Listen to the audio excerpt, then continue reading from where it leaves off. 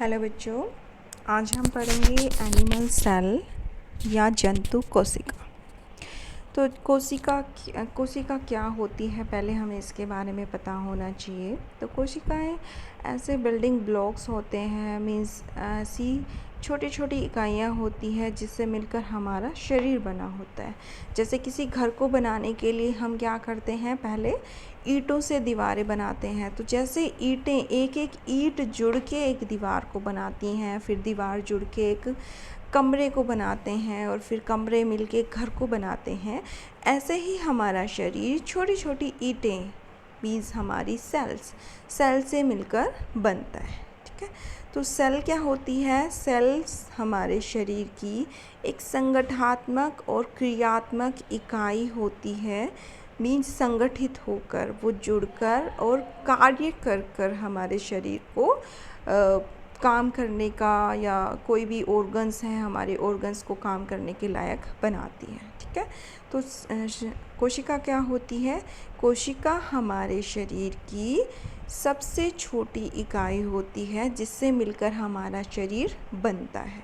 और ये जो इकाई है, सबसे छोटी इकाई, ये संगठनात्मक रूप से और कार्यात्मक रूप से काम करती है।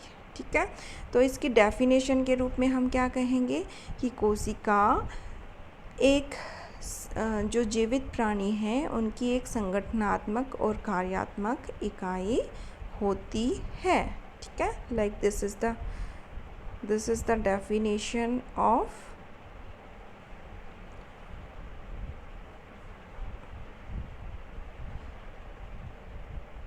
सेल। तो सेल क्या है? सेल सभी जीवित प्राणियों की संगठनात्मक और क्रियात्मक इकाई होती है। ठीक है,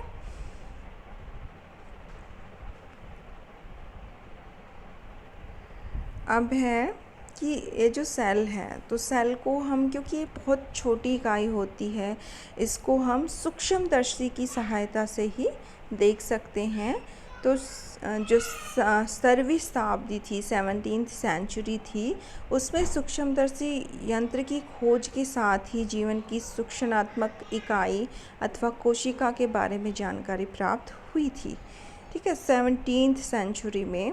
और 1930 में इलेक्ट्रॉनिक सूक्ष्मदर्शी की सहायता से कोशिका की रचना के बारे में विस्तृत जानकारी मिली थी। मतलब कोशिका की खोज है वो 17th सेंचुरी में हो चुकी थी। 1611 में इसकी खोज हो चुकी थी, लेकिन 1930 में माइक्रोस्कोप जो बना था वो इलेक्ट्रॉनिक बना था, इलेक्ट्रॉन माइक्रोस्कोप बना था। उसमें कोशिका के अंदर भी, मतलब जो छोटी सी कोशिका होती है उसके अंदर भी बहुत सारे ऑर्गेनेल्स होते हैं, उसकी संरचना के बारे में हमें 1930 में पता लगा था।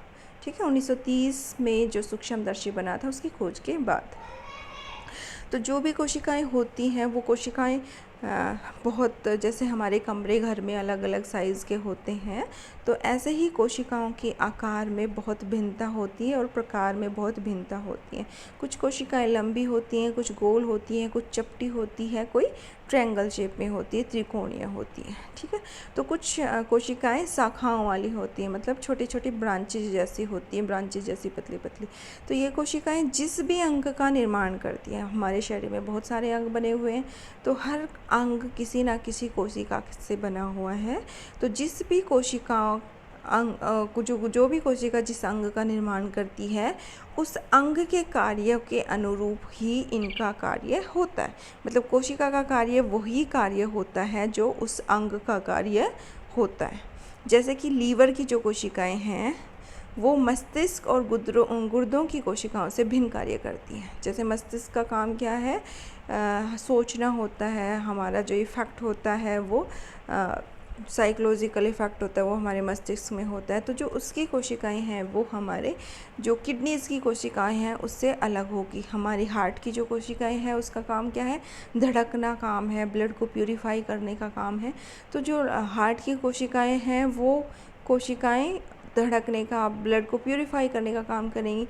लेकिन जो किडनीज़ का काम है वो क्या काम करेंगी? वो यूरिन निकालने का काम करेंगी। तो हर कोशिका काम का, जिस भी अंग को वो बनाती है वो उसी के अनुरूप अपना काम करती हैं। ठीक है। तो कोशिकाएं का जो लंबाई होती है वो 1.100 इंच, मतलब एक जो कोशिका है उसका 100वां हिस्सा, 1 इंच का 100वां हिस्सा, 1 इंच कितना हिस्सा होता है हमारे एक उंगली के पौरवे के समान, और उसका 100वां हिस्सा जो होता है वो होता है कोशिका का साइज। ठीक है।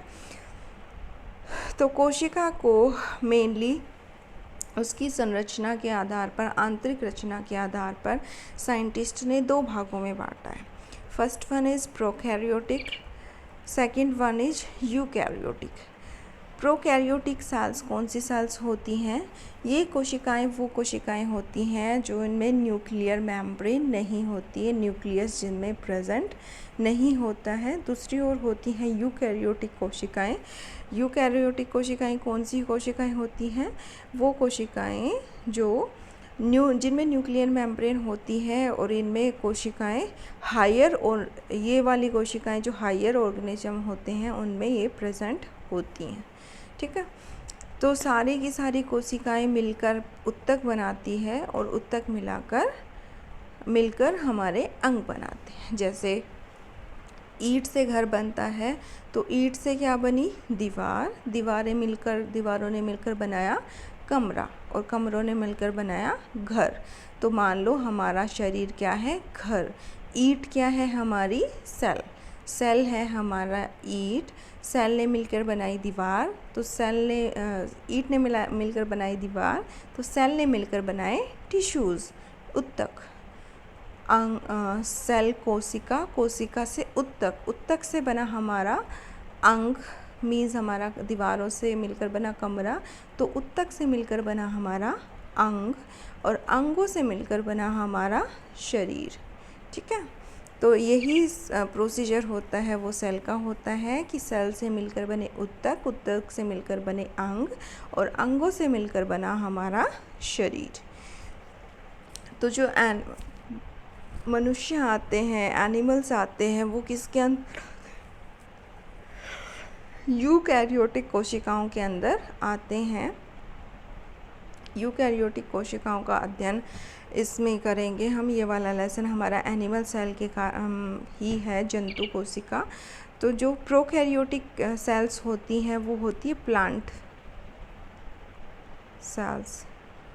ठीक है। प्लांट सेल्स प्लांट में जो होती हैं वो होती हैं, और यूकैरियोटिक एनिमल सेल होती है। यूकैरियोटिक सेल्स का अध्ययन हम करेंगे। तो उससे पहले हम पढ़ लेते हैं कोशिका के कार्य कि क्या क्या काम होते हैं कोशिका के।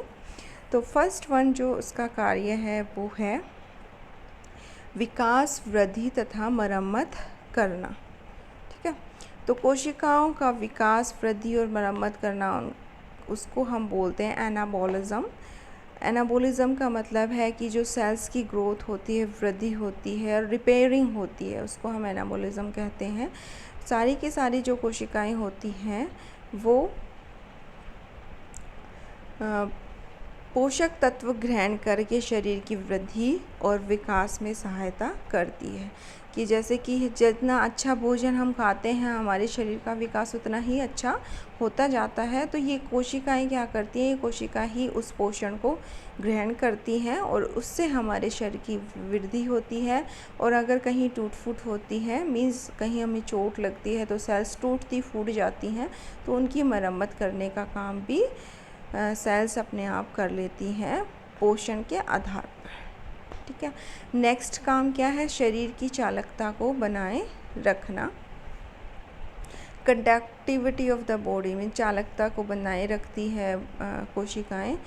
जो भी उद्दीपन है उसके प्रति जागरूक हमें बनाए रखती हैं। उद्दीपन है मतलब जैसे कि रिफ्लेक्ट हम करते हैं, जैसे हमारे आँखों में कोई तेज़ रोशनी पड़ती है तो हम एकदम से आंखें बंद कर लेते हैं। ठीक है। तो वो क्या है? हमारी जो नर्व्स हैं उनको भी एक्टिव रखती हैं कोशिकाएं। एकदम से जैसे हमें किसी ने चूटी काटी तो हमने बोला आ, मीन्स जो हमारा रिफ्लेक्टिव सिस्टम है, उद्दीपन है, वो एकदम से रिएक्ट करते हैं, हम जागरूक हैं। ठीक है। तो सेल्स हमारी उद्दीपन के प्रति भी जागरूक रखती है। नेक्स्ट जो काम है वो है अंतःग्रहण और स्वांगीकरण में सहायता करना। कोशिकाएं पोषक तत्वों के अंतर्ग्रहण और स्वांगीकरण में भी सहायता करती है। अंतर्ग्रहण का मतलब है इंजेशन। इंजेशन मतलब जो ग्रहण करते हैं, खाना हम जो ग्रहण करते हैं, तो कोशिका के चारों ओर क्या होता है, एक फ्लूइड होता है और उसमें भोजन से प्राप्त हुए अमीनो अम्ल होते हैं और ये अमीनो अम्ल कोशिकाओं के द्वारा प्रोटीन में परिवर्तित हो जाते हैं और प्रोटीन के द्वारा प्रोटोप्लाज्म का निर्माण होता है और प्रोटोप्लाज्म का निर्माण होने से वो ही सेल को खाना देता है और उसका पाचन करता है। ठीक है।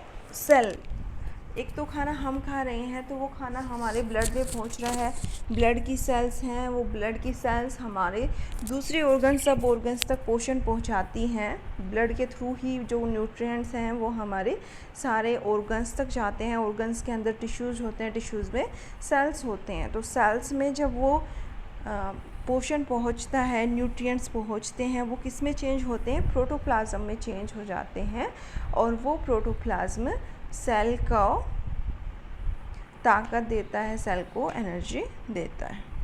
नेक्स्ट है श्वसन क्रिया में सहायता करना।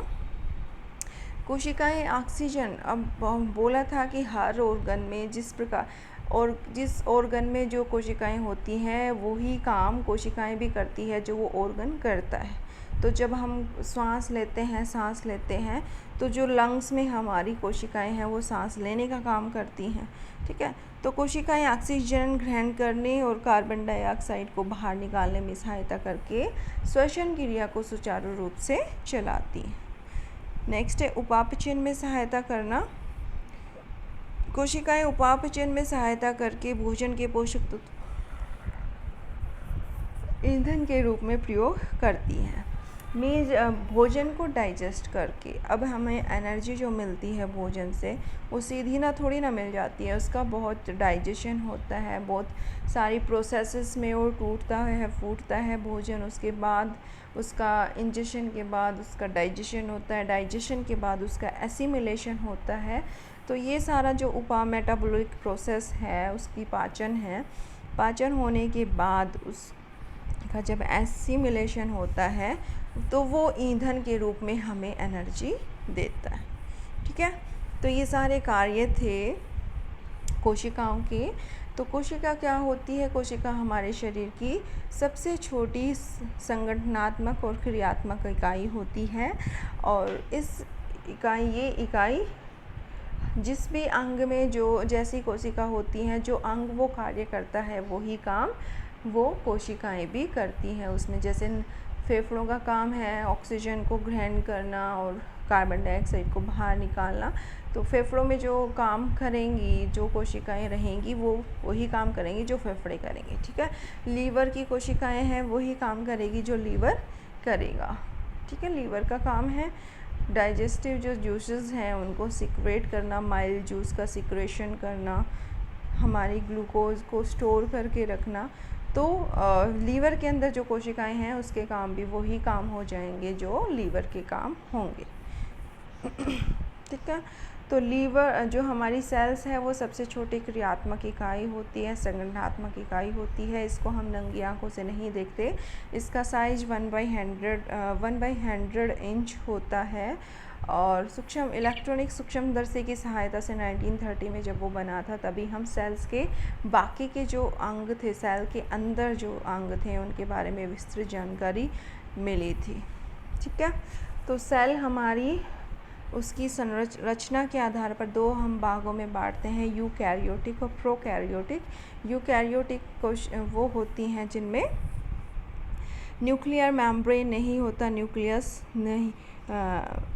प्रोकैरियोटिक में न्यूक्लियर मेम्ब्रेन नहीं होता, यूकैरियोटिक में प्रोकैरियोटिक न्यूक्लियर मेम्ब्रेन नहीं होता प्रोकैरियोटिक में, यूकैरियोटिक में न्यूक्लियर मेम्ब्रेन होता है। मतलब जो न्यूक्लियस होता है वो प्रेजेंट होता है। तो कोशिका से मिलकर उत्तक बनते हैं, उत्तक से मिलकर अंग बनते हैं और अंगों से मिलकर हमारा शरीर बनता है। ठीक है। उसके बाद काम थे, तो कोशिका के कार्य क्या थे?